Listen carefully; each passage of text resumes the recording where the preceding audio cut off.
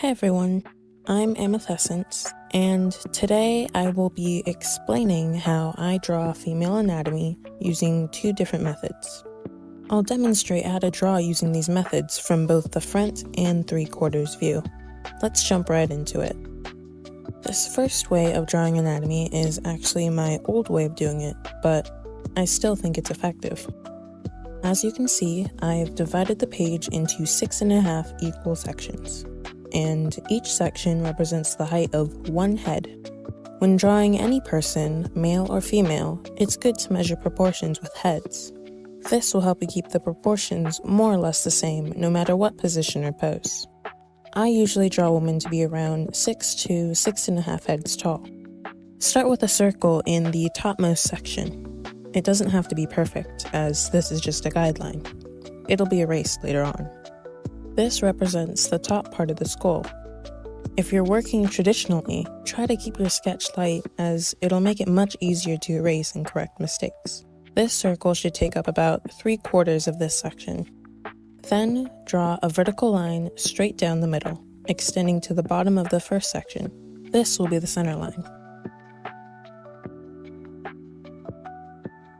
Now we're going to chop off the sides, because the skull isn't completely round.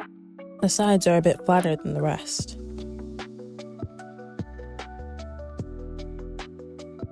Now let's sketch the jaw.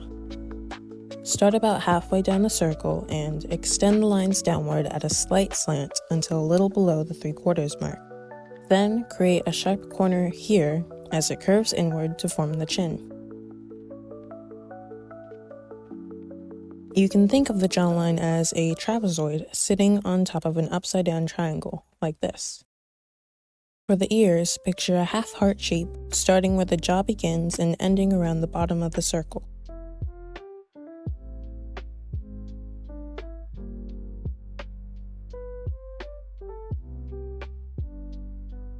The neck will extend down into the second section.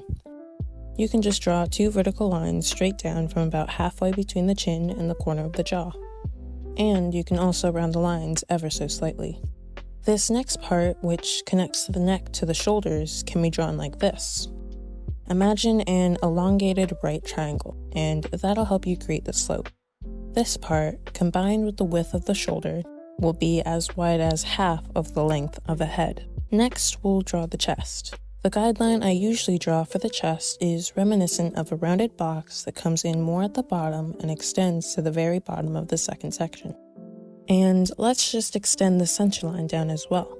Then we'll draw this curved line in the middle that resembles the curve of a rib cage and peaks at the center line. At the top corners of this box, we'll draw one circle on each side that'll be for the shoulders. You'll notice that I use a lot of circles for the joints. We'll come back to the shoulders and arms later. Let's continue with the chest. The collarbone is drawn with 2 lines that extend from the top of the shoulder down towards the center line, but they don't meet. The collarbone may seem insignificant, but it can be pivotal towards conveying anatomy. The collarbone connects the shoulder, so if the arm lifts, the collarbone will tilt towards it. For the upper chest, I use an upside-down heart shape. Starting at the base of the neck, draw a straight line that crosses over the middle line until you meet the edge of the chest.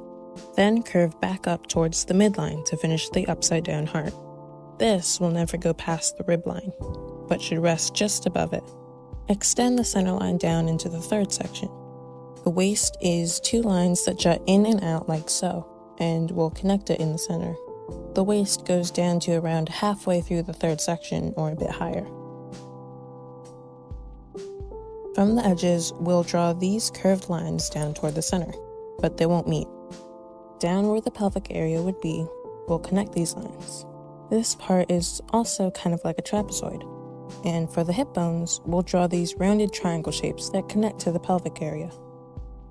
Next, we'll draw the legs, which will extend all the way down to the final full section.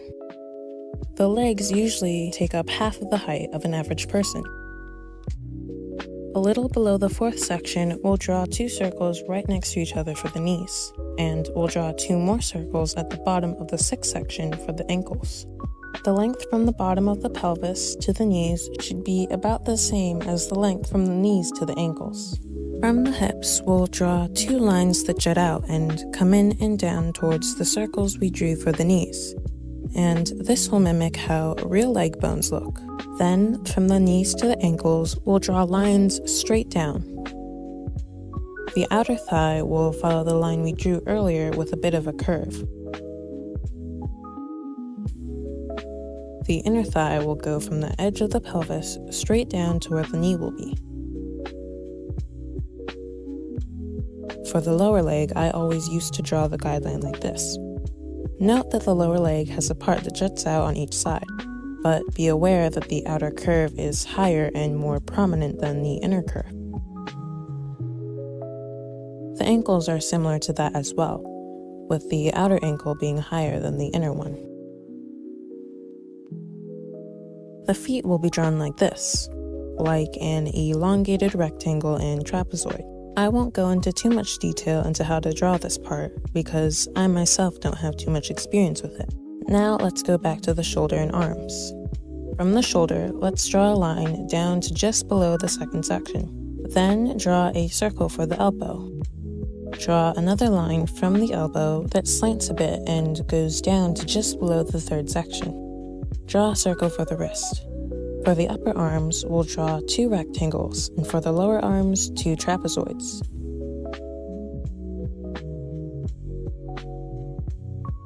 This isn't a hand tutorial, so for that part, I'll just draw 2 blobs. The length of the entire arm from the shoulder to the hand should go down to around the middle of the thigh, or a little longer than 2 heads.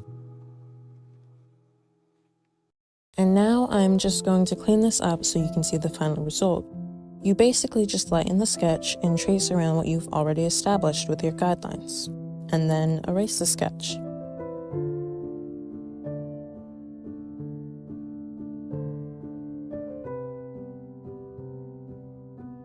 And I'll give her a temporary face as well.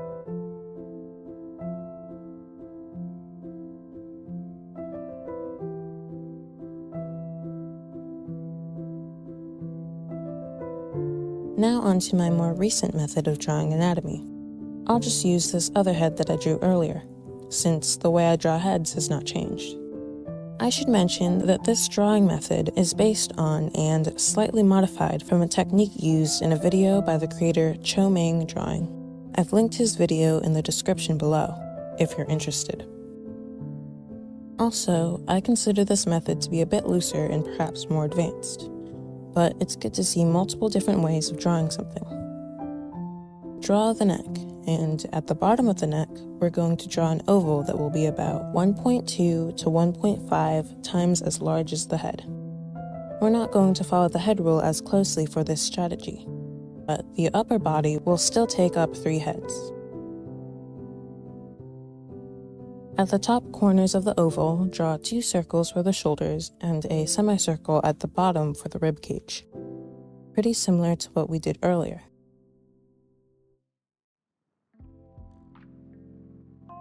Draw another circle just below where the rib cage is and an oval just below that. And that oval should extend down to the bottom of the third section. This oval will represent the hips, and they should be about as wide as the chest or shoulders.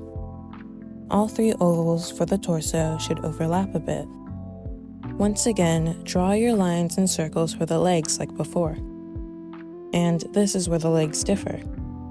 For the top half of the legs, we'll draw 2 trapezoids, with the outer portion slanting inward and the inner portion going straight down. The bottom portion is a little more complicated with a shape more like this.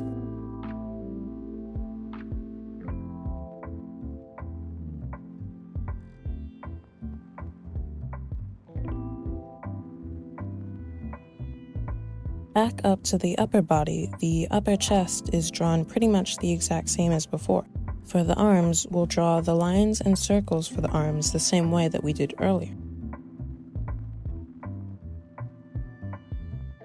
Then we'll draw the collarbones leading over to the shoulders, as well as this part just above. And for the shoulders, we're going to draw this teardrop shape around the circle we drew earlier. From that, we'll draw a rectangle down to the elbow and a trapezoid down to the wrist. This is where I start to do the cleanup. You can see why this version is a bit harder. These guidelines don't hold your hand nearly as much as the previous one does, but I personally like it better.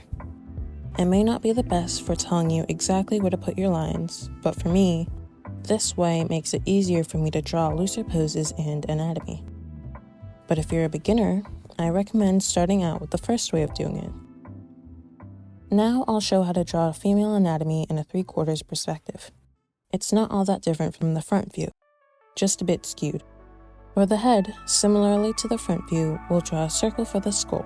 And if you didn't know, our skulls are actually more oblong than circular when viewing from a side profile. So, as the head turns, the skull portion starts to look longer, which is why we're drawing the circle oblong. For the center line of the head, we're going to shift it a little to the left. And how far you put this line will help determine the exact angle that the head will be at. There are many different 3/4 angles you could draw a head at, but for this tutorial, we're just going to focus on the one that would appear right in between a front perspective and a side perspective. This extra oval I'm drawing here represents the side of the head. If you feel that part of your skull, you'll notice it's flatter than the rest, and that's what this oval represents. And I usually draw the top of the ear just below the horizontal center of this oval. The rest of the head will be drawn similarly to how it was drawn from the front perspective. Just make sure that the center of the face meets at the center line. I typically leave the head shape at that, but if you want to go for a more realistic look, you can use this as a guideline to draw something more like this. It's a curved line with the majority of it being focused on the top portion of the cheek. Keep in mind that if it juts out too much or is too round, the face will look more youthful or chubby. You can also achieve this by making the jaw shorter. And for the rest, it's very similar to the front perspective, unlike a side profile, which is very different. I won't be showing how to do that in this tutorial, because I myself am not very confident in it, and I rarely use it. You can see that because of the angle, there are some key differences. The chest protrudes out more, and the whole left arm and left leg are partially hidden by the rest of the body. Since the body is turning to the left, away from us, the leftmost portion of the body will be covered or overlapped by everything else, and you'll be able to see more of the right side. It might help to draw the left arm and leg completely, even if it's going to be hidden by other things, so it's easier to get the shape right. That's a good rule of thumb to follow in all of your drawings. That's why a lot of artists will draw the full body first before drawing the clothes on top. It makes it appear more realistic and helps you to better visualize how things will look in the end. Over here, you'll start to see some space between the chest and the side of the body. This is where the back starts to show itself, and where the oval can be helpful in visualizing it. Overall, the right side of the torso looks more curved than the left side. You'll also notice that there's an angle between each of the limbs, with the left limbs appearing higher up than the right ones. This is also due to them being further away from the viewer. You may or may not be able to tell, but I'm avoiding editing out any mistakes or realignments. As much as I would love to present myself as being perfect at anatomy, that's just not realistic. And I think it's important to show that mistakes in drawings are not only okay, but a pivotal part of the drawing process. Even with how much I've drawn over the course of my life, I still find myself constantly adjusting things, and some days it feels like I can't draw anatomy at all.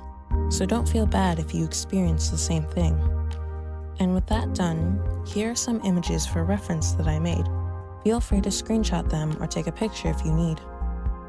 I suggest practicing what I taught here today and experimenting with different combinations of the strategies I've shown. I also recommend watching tutorials from other creators to learn how they do it as well.